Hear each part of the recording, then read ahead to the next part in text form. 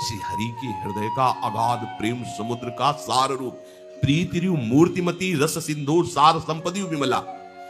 अब इनको सुगमता से समझ पाना बहुत कठिन है।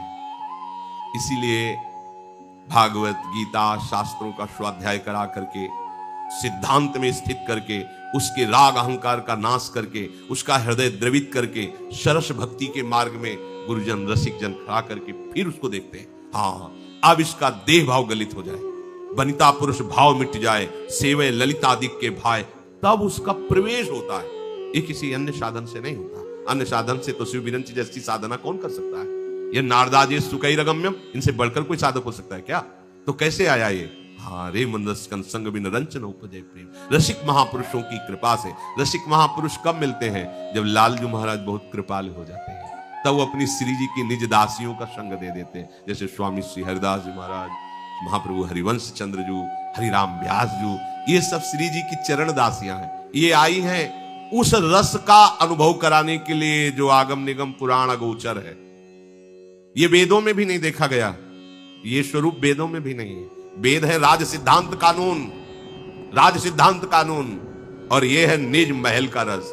यहां वेदों की भी पहुंच नहीं है। जो रस नेति नेति श्रुति भाख्यो, ताको ते अधर सुधारस चाक्यो, अलक्षम राधाख्यम निखिल निगमई रप्यति तराम। समझो कहां तुम्हारा सर झुका हुआ है, समझो। ऐसी जगह जहां सब उपासनाओं के केंद्र श्री हरि है, और श्री हरि भी जहां, वहां तुम्हें अवसर मिल गया है।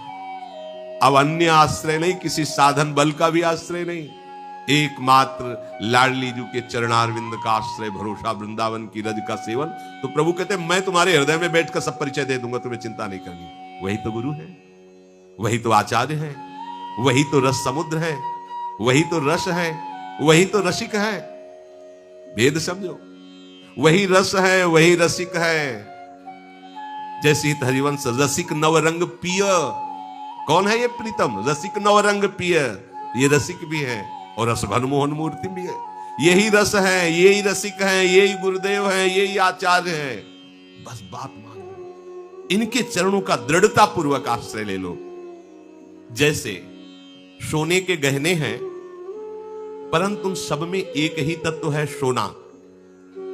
जो ये जान जाता है कि सोने का है, तो उसके बनने बिगड़ने पर उसे कोई फर्क नहीं पड़ता।